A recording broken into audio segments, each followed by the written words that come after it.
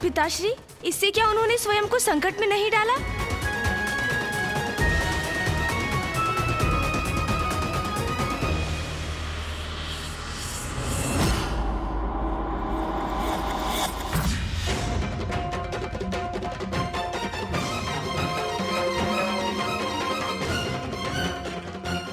मेरा निमंत्रण स्वीकार करने के लिए आपको कोटि कोटि धन्यवाद ऋषिवर। आप दोनों का निमंत्रण अस्वीकार कैसे करता मैं? आपकी दानवीरता की प्रसिद्धि तो दूर दूर तक फैली है। बहुत ध्यान रखते हैं आप यहाँ आने वाले ऋषियों और यात्रियों का। प्रतापी, जीवित होकर बाहर निकलो। आप दोनों महान असुरों से भेंट करने तो मुझे आना ही था।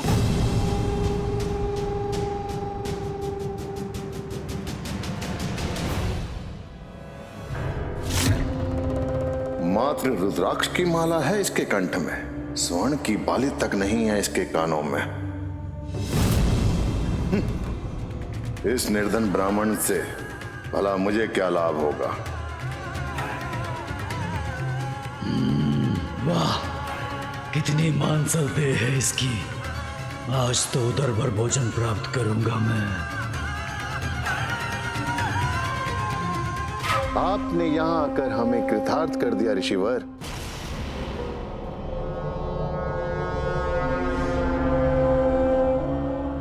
अरे कहां चल दिया ऋषिवर? मेरा अर्थ ऋषिवर, आप अचानक उठकर ऐसे कहां जा रहे हैं? अभी अभी तो आप आए ही हैं। हमारे साथ भोजन करने के बाद ही जाइएगा। नहीं नहीं नहीं, उसकी कोई आवश्यकता नहीं है। मैं तो केवल आप दोनों से भेंट करना चाहता था। जैसे आपको उचित लगे ऋषिवर। अरे ये भैया क्या कर रहे हैं?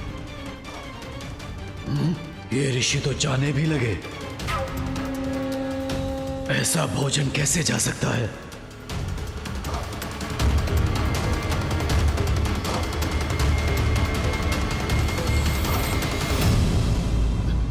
आप ये क्या कर रहे हैं भ्राता? क्यों जाने दे रहे हैं इसे? ना रत्न, ना स्वर्ण, ना आभूषण, निर्धन ब्राह्मण की रुद्राक्ष की माला का हम क्या करेंगे? इससे हमें कुछ लाभ ना होगा। उसके धन को छोड़िए भ्राता, उसके धन को देखिए। कितना मानसल है वो ऋषि। वो आज हमारे आहार का अच्छा प्रबंध है।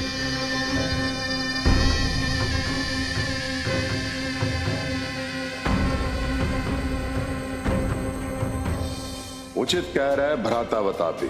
इसका भोजन करने में तो आनंद ही आनंद आएगा। आज तुम्हारे प्रत्येक विचार का एक ही परिणाम होगा असुरों। अगस्त्य ऋषि, ये तुमने नहीं, तुम्हारे पाप कर्मों के परिणाम ने पुकारा है मुझे।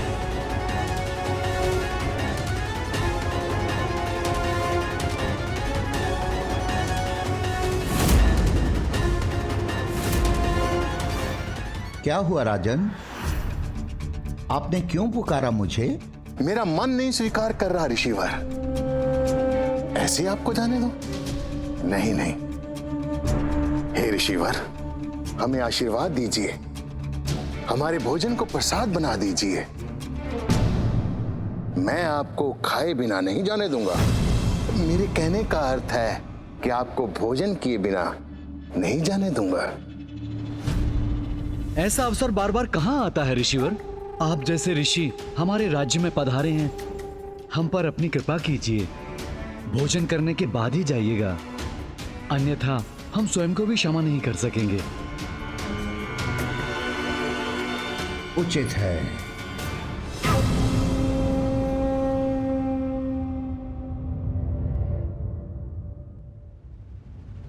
भ्राता बतापी, ऋषिवर के लिए विशेष व्यंजन का क्या प्रबंध किया? भ्राता मैं अभी देख कर आता हूँ। ऋषिवर, हमारे विशेष व्यंजन को मैं स्वयं तैयार करवा कर आता हूँ।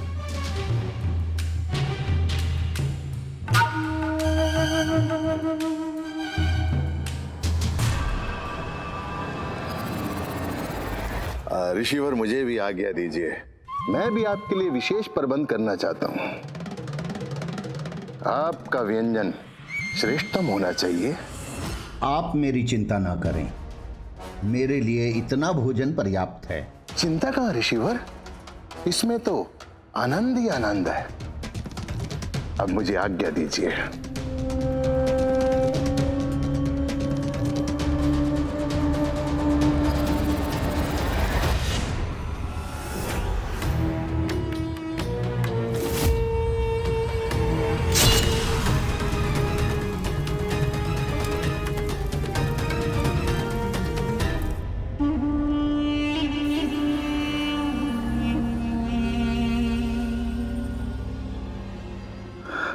लीजिए ऋषिवर, हमारा विशेष व्यंजन ग्रहण करके हमें कृतार्थ कीजिए। आप आनंदित होंगे तो हम आनंदित होंगे।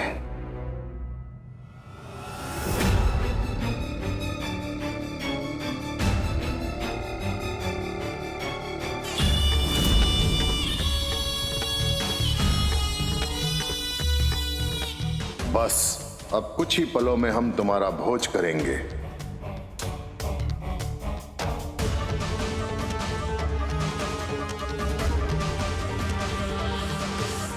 मूर्ख ऋषि, अब समय आ गया है मेरे भ्राता के बाहर आने का। तत्पश्चात फिर तुम हमारा भोजन बनोगे।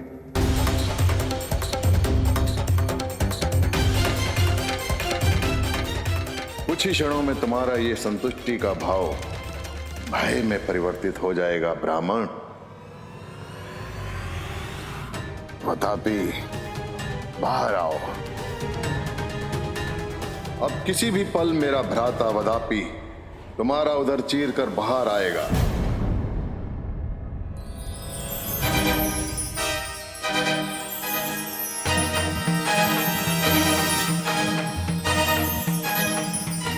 जीर्णम जीर्णम जीर्णम वातापी जीर्णम।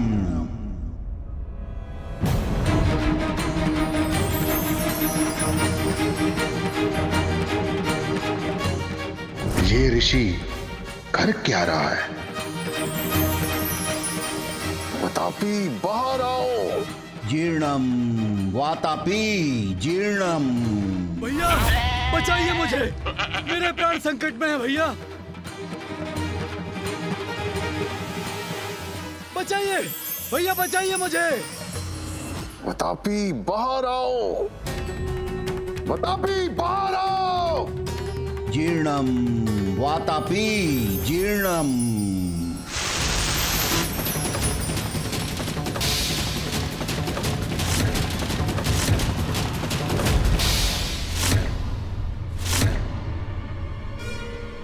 तुम्हारे भ्राता वातापी अब कभी बाहर नहीं निकलेंगे, क्योंकि मैं उन्हें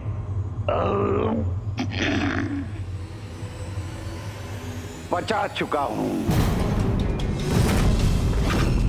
नहीं, ऐसा नहीं हो सकता। वतापी, बाहर आओ। वतापी,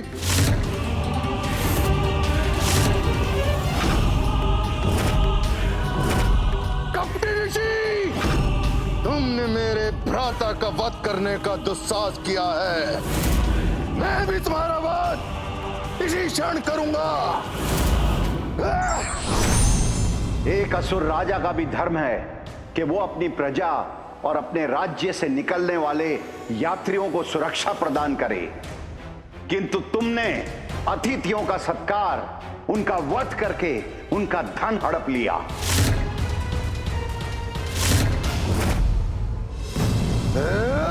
मैं तुम्हें शाप देता हूं, जिस प्रकार अनेकों ऋषियों को अपना भोजन बनाकर तुमने उनका अंत किया, उसी प्रकार तुम्हारा शरीर भी भस्म हो जाए।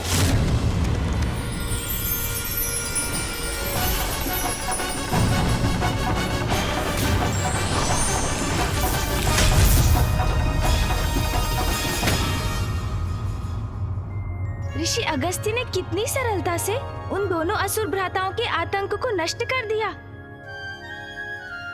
जानते हो गणेश, भोजन के उपरांत अपने उदर पर हाथ फेरने की परंपरा का आरंभ इसी घटना के बाद हुआ।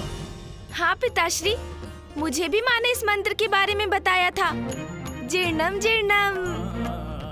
तभी तो मैं पूरी असुर सेना को पचा पाया था। हाँ पिताश्री, भोजन के बाद तो मैं भी अपने उदर पर हाथ फेरता हूँ और मुझे आभास भी होता है। जीर्णम जीर्णम, असुर सेना जीर्णम।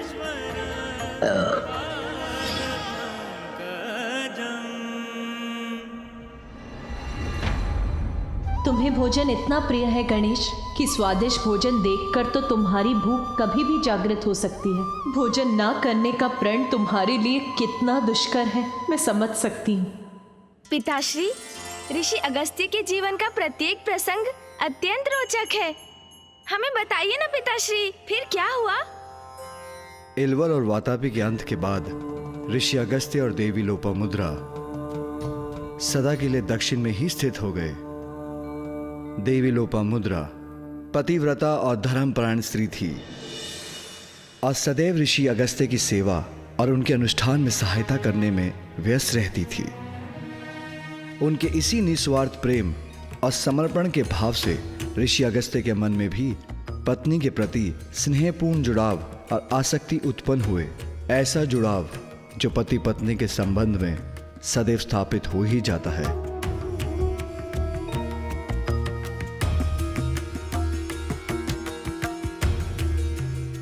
ऋषि अगस्त्य जो अन्यथा सभी से विरक्त थे, वो भी अपनी पत्नी के प्रति आसक्त होने लगे। देवी लोपामुद्रा के प्रति ऋषिवर के हृदय में अनुराग जागृत हो गया, किंतु अब उनके एक दूसरे से विलग होने में अधिक समय शेष नहीं था, क्योंकि अब देवी लोपामुद्रा का कावेरी नदी में परिवर्तित होने का समय आ गया था। स्वामी, आपके इस स्नेह स्पर्श ने मुझे कृतार्थ कर दिया। तुम्हारा साथ पाकर तो मैं कृतार्थ हुआ हूं लोपामुद्रा।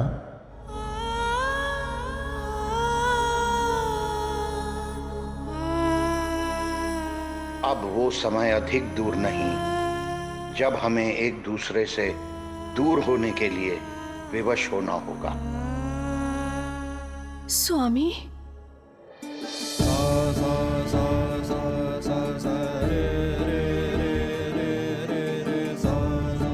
नियति का भान है मुझे, वो समय निकट है जब तुम्हें नदी में परिवर्तित होकर मुझसे दूर जाना होगा।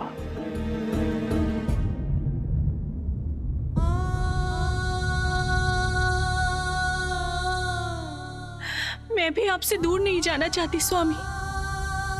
प्रतिदिन इसी आशंका में घुलती रहती हूँ कि कब वो समय आएगा जब नियति को टालना असंभव हो जाएगा।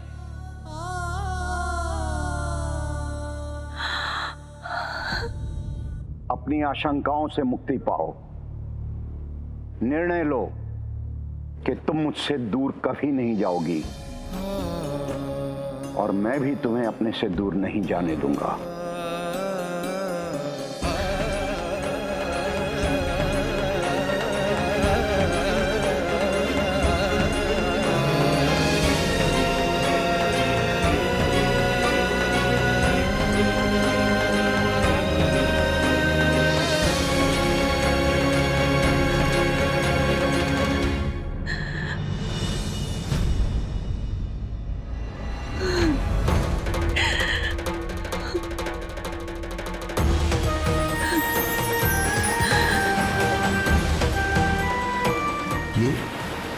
ये क्या हो रहा है?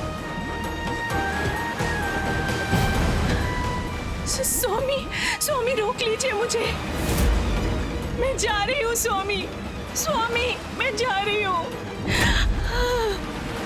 नहीं नहीं प्रिय, नहीं प्रिय। स्वामी मुझे रोक लीजिए। स्वामी मैं विवश हूँ, जा रही हूँ मैं।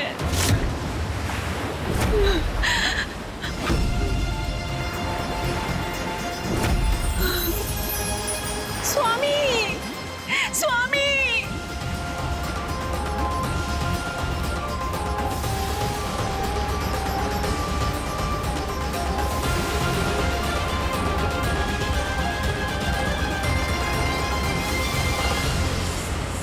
पिताश्री, माता जब नदी बन गई तो वो बही क्यों नहीं?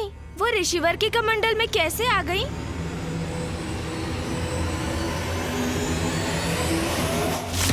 तुम नदी का प्रवाह नहीं बनोगी। यदि मेरा अनुष्ठान, मेरा तप सत्य है, यदि महादेव के प्रति मेरी आस्था सत्य है, तो तुम प्रवाहित नहीं होगी। मैं आदेश देता हूं, रोक दो अपना प्रवाह, रोक दो अपना प्रवाह, रोक दो अपना प्रवाह।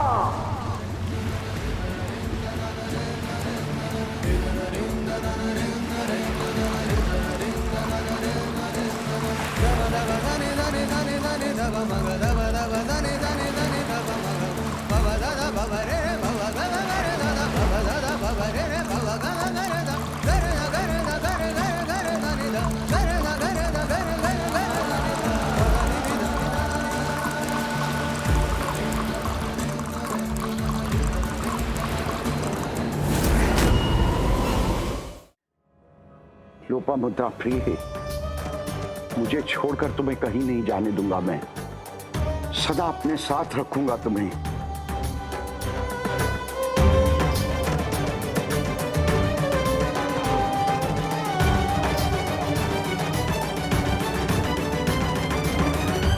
उसके पश्चात जब ऋषि अगस्त्य ध्यान मग्न हुए तो उससे बाहर नहीं आए और लोपामुद्रा कावेरी नदी के रूप में उनके कमंडल से बाहर नहीं आ सकी। और किसी में इतना साहस नहीं जो जाकर ऋषिवर का ध्यान भंग करे और उनसे लोपामुद्रा को नदी के रूप में प्रवाहित होने के लिए मुक्त करने का अनुरोध करे। गुरु अपने शिष्यों का आग्रह नहीं टाल सकते। कदाचित भैया को ऋषिवर के पास जाना चाहिए। वो मेरे गुरु हैं गणेश, मैं उनका ध्यान भंग करने का दुस्साहस नहीं कर सकता।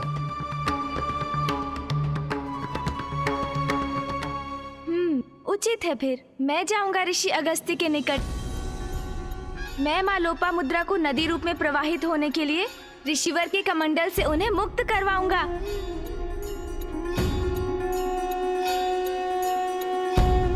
मुझे आज्ञा दीजिए पिताश्री कि मैं ऋषि अगस्त्य के पास जाकर उनके कमंडल से माँ लोपामुद्रा को नदी रूप में प्रवाहित करने का प्रयास करूं।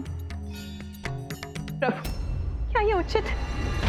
अभी भ्राता नारायण, पुत्र कार्तिकेय, ब्रह्मदेव, इंद्रदेव और स्वयं आप भी ऋषि अगस्त्य की अपार शक्ति का वर्णन कर रहे थे।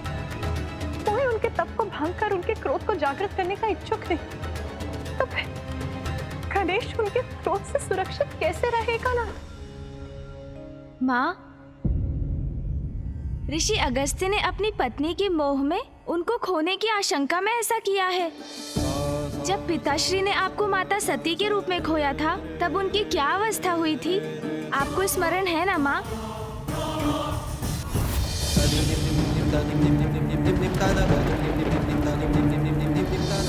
इसलिए माँ, ऋषि अगस्त्य का मोह भंग करने के लिए उन्हें मात्र एक संकेत देने की आवश्यकता है कि उनके इस निर्णय से दक्षिण में आपदा की स्थिति उत्पन्न हो गई है।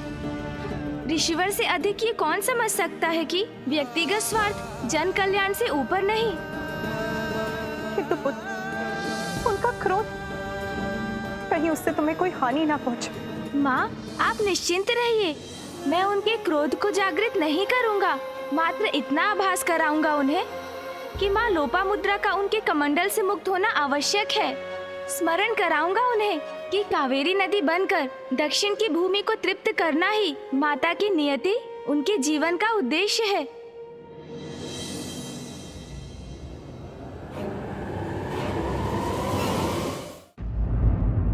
विलक्षण है तुम्हारी बुद्धि पुत्र, अद्भुत है तुम्हारी परिपक्वता। तुम अवश्य सफल होगे।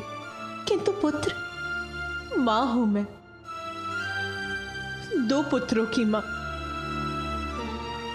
इसीलिए मेरा विचलित होना तो स्वाभाविक है। किंतु तुम निसंकोच जाओ पुत्र, तुम्हें तुम्हारे उद्देश्य में सफलता अवश्य प्राप्त हो।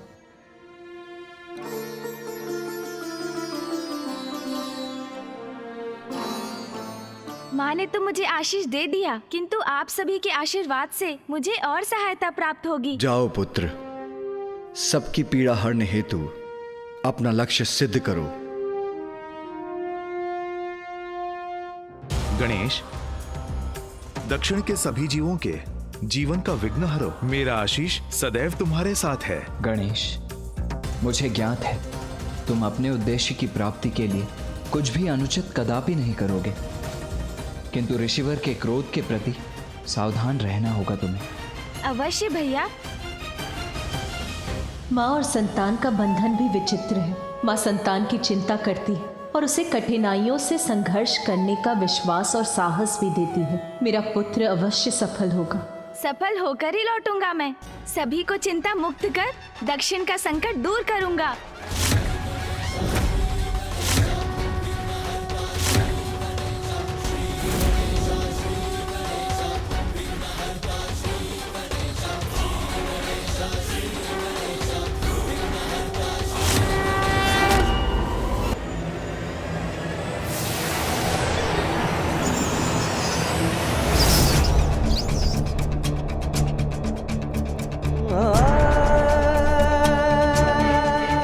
प्रतीत होता है हम दक्षिण की ओर पहुंच चुके हैं। मूषक जी, अब तो हम ऋषि अगस्त्य के तप स्थल के निकट ही होंगे ना? प्रभु, ऋषिवर के स्थान के जितना निकट पहुंच रहा हूँ उतना ही भयभीत हो रहा हूँ मैं। क्यों? आप क्यों भयभीत हो रहे हैं मूषक जी? प्रभु, ऋषि अगस्त्य का तपोबल, उनकी शक्ति तो विख्यात है। मैं तो पूर्व में ही मूषक हूँ। अब कहीं उनके शाप से मैं चींटी ना बन जाऊँ। मूषक जी, व्यर्थ है आपकी ये चिंता। ऋषिवर आपको श्राप क्यों देंगे?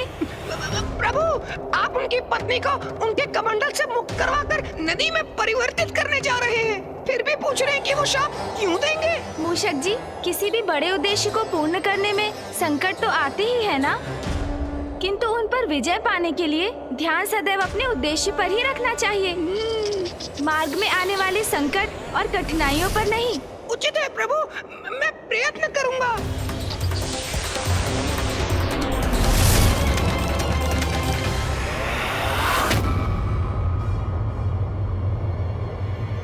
वो देखिए मूषक जी, वो रहे ऋषि अगस्त्य।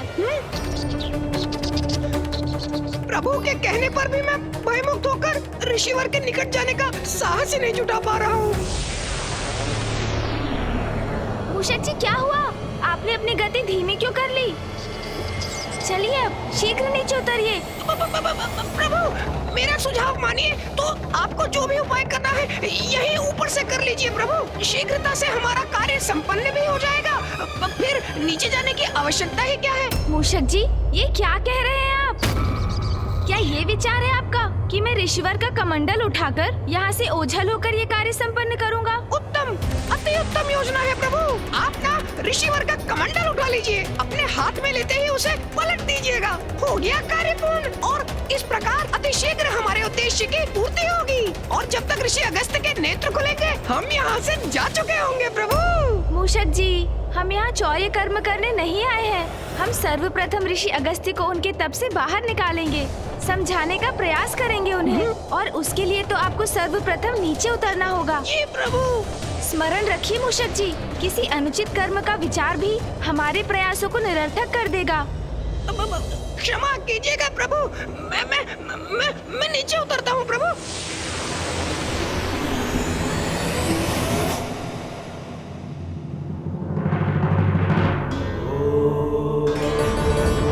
इतने दिव्य महान व्यक्तित्व वाले ऋषिवर अगस्त्य के दर्शन पाकर मैं धन्य हुआ आज।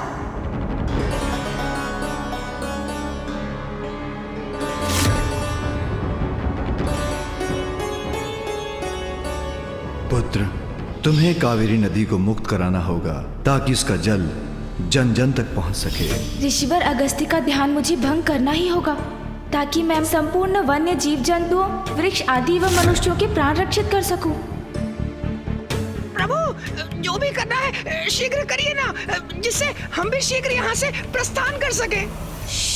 मूषक जी, ऋषिवर को उनके तप से बाहर लाने की उचित युक्ति का विचार करने दीजिए मुझे। युक्ति का विचार? अर्थात प्रभु, अभी तक कोई युक्ति, कोई योजना नहीं है आपकी? मूषक जी, बड़ी सूक्ष्मता से योजना पर विचार करने की आवश्यकता है, जो मैं करने का प्रयास कर रहा हूँ, और आप बार बार कुछ कहकर जिसमें बाधा डाल रहे हैं। यदि आपके पास कोई उत्तम योजना है तो आप क्यों नहीं बता देते मुझे, और यदि नहीं है तो मुझे शांति से विचार करने दीजिए। जी प्रभु। ऋषिवर का ध्यान कैसे भंग होगा? व्यवधान से प्रभु। व्यवधान से अर्थात? हाँ प्रभु, तीव्र वायु प्रवाह से आंधी उत्पन्न करिए आप। आंधी।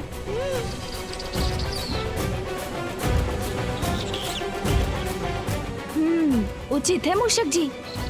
जी प्रभु।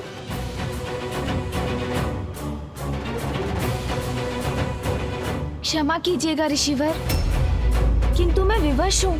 मुझे इस क्षेत्र के उद्धार के लिए ये आंधी उत्पन्न करनी पड़ रही है।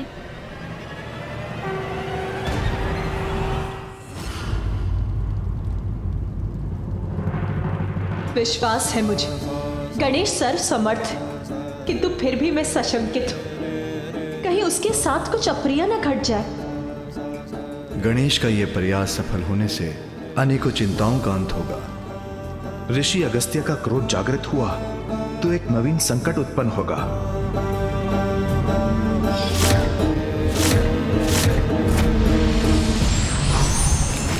कैसी विकट परिस्थिति है ये। किसकी अधिक चिंता करूं मैं, इस बवंडर के टकराव से ऋषि अगस्त्य के ध्यान भंग होने की, अथवा बवंडर द्वारा इस कमंडल के गिरकर उल्टा हो जाने की।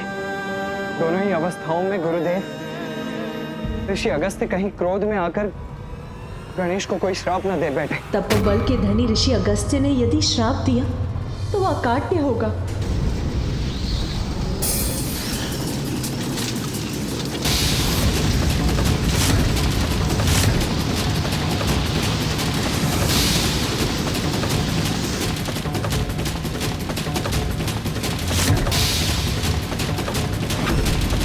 प्रतीत होता है ऋषिवर का कमंडल अब गिरने ही वाला है।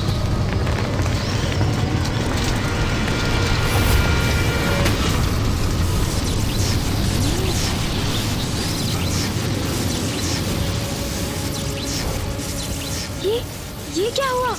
ऋषिवर के चारों ओर स्वर्णिम सुरक्षा का घेरा कैसे उत्पन्न हो गया? ज्ञात करता हूँ।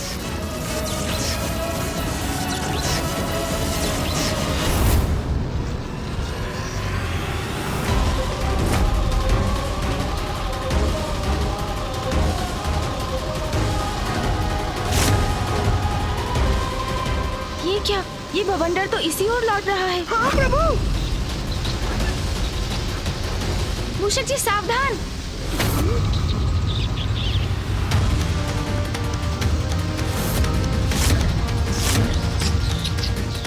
इससे रक्षित होना होगा।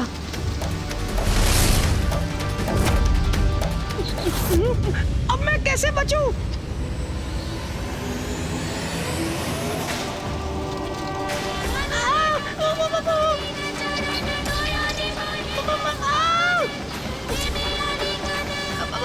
प्रभु, कुछ कीजिए प्रभु, रोकिए इस बवंडर को।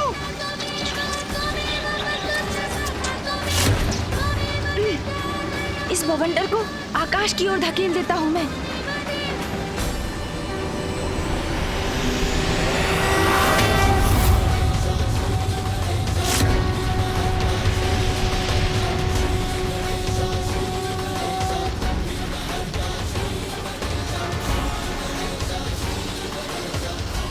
हम रक्षित हो गए प्रभु। मूषक जी, अब हम सुरक्षित हैं। अब ये वायु प्रवाह तो शांत हुआ, किंतु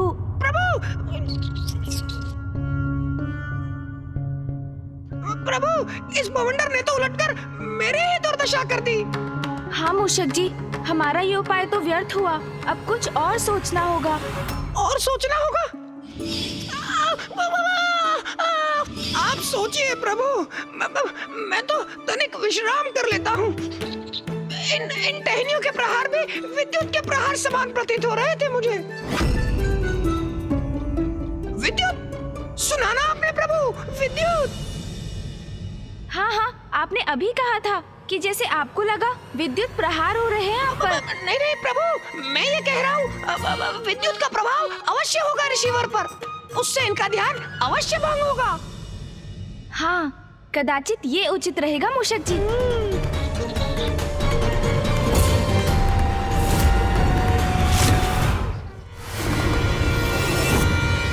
ये गणेश ने ये क्या कर दिया? विद्युत के प्रहार से ऋषि अगस्त्य अवश्य क्रोधित हो जाएंगे। पुत्र गणेश, हमारी चिंता मुझे व्याकुल कर रही है।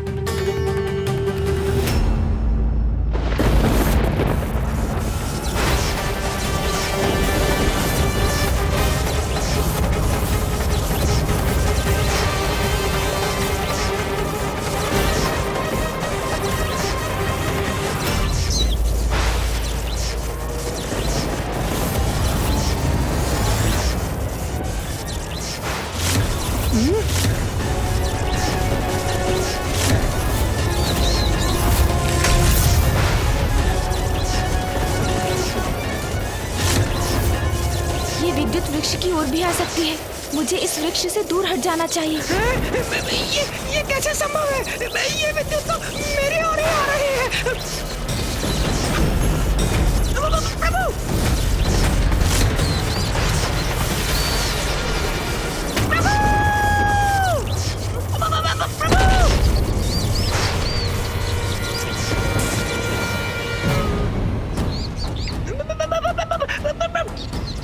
मूषक जी,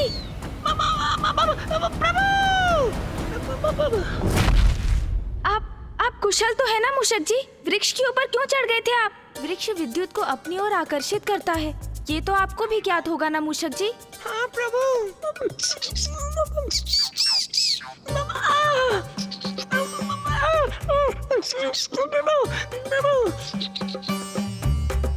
मेरा मुख, मेरा सुंदर मुख, क्या हो गया इसे?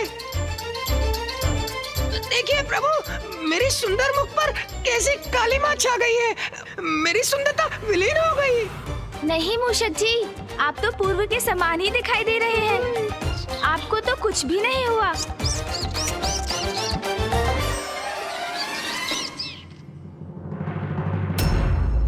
मूषक जी, बवंडर और विद्युत तो ऋषिवर का स्पर्श भी नहीं कर सके।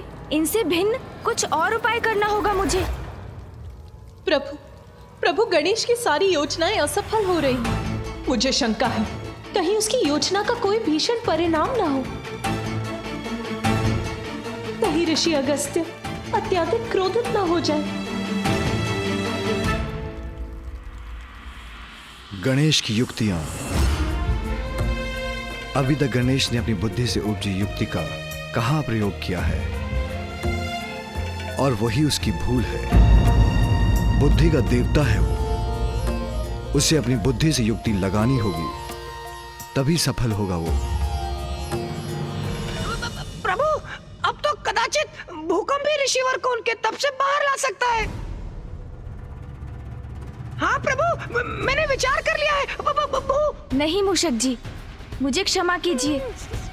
मुझे ज्ञात है आप मेरी सहायता करने का प्रयास कर रहे हैं, किंतु अब नहीं। मैं आपके सुझाव लेता रहा, वो मेरी भूल थी, किंतु इस बार तो मैं अपनी बुद्धि की युक्ति पर ही चलूंगा।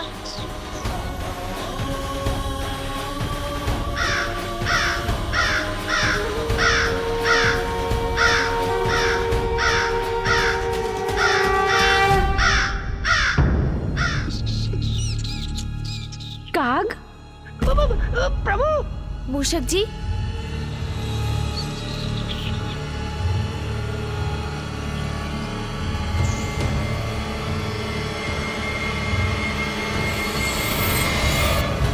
युक्ति तो मिल गई मूषक जी।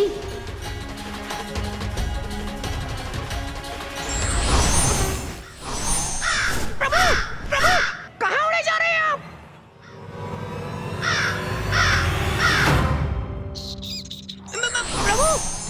प्रभु, आप लौट आए? हाँ मूषक जी, लौट आया मैं, क्योंकि मुझे आपको एक कार्य सौंपना है। आपको यहाँ से ऋषि अगस्त्य तक धरती में सुरंग बनानी है। सुरंग का निर्माण करना है ऋषिवर तक? हाँ मूषक जी, जिससे मैं सुरंग के मार्ग से ऋषि अगस्त्य तक पहुँच सकूं। विलंब मत कीजिए आप। जैसे आपकी आज्ञा प्रभु। यदि मुझे कुछ हो जाए तो स्मरण रखिएगा कि मैंने अपने प्राण न्यौछावर कर दिए अपनी स्वामी भक्ति में। मैं हूँ ना मूषक जी, फिर क्यों चिंता कर रहे हैं आप? आपको कुछ नहीं होगा, आप शीघ्रता कीजिए, अपना कार्य आरंभ कीजिए आप। जी प्रभु।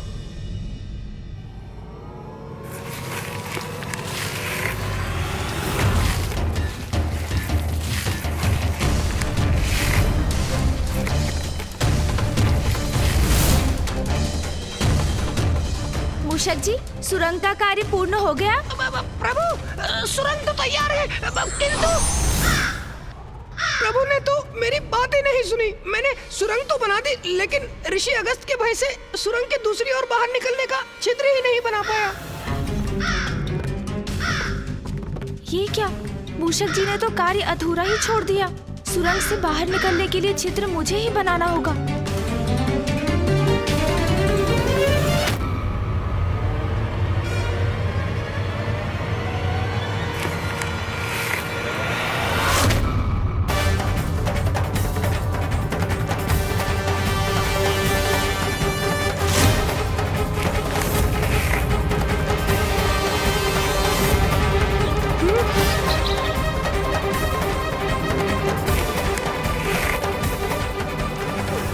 ये क्या? प्रभु तो कमंडल को गिराने वाले हैं।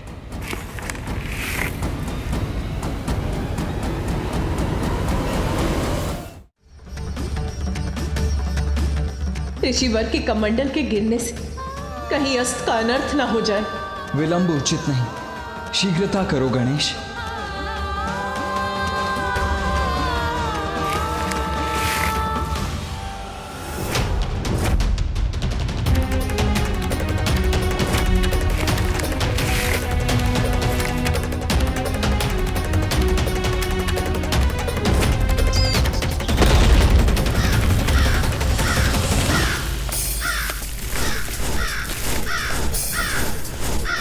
कमंडल तो पुनः स्थित हो गया।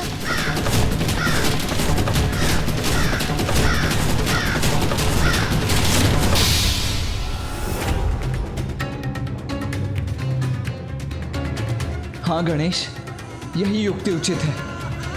अपने पंख से उलट दो कमंडल को, मुक्त कर दो माँ लोपामुद्रा को।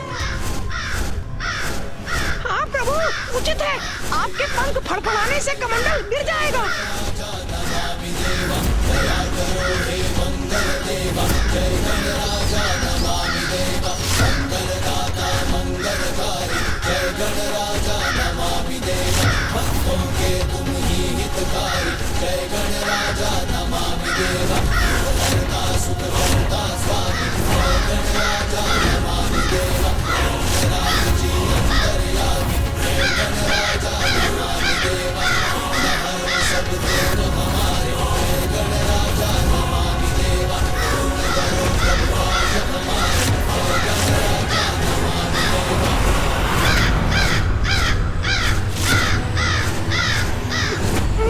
ऋषिवर का ध्यान भंग हो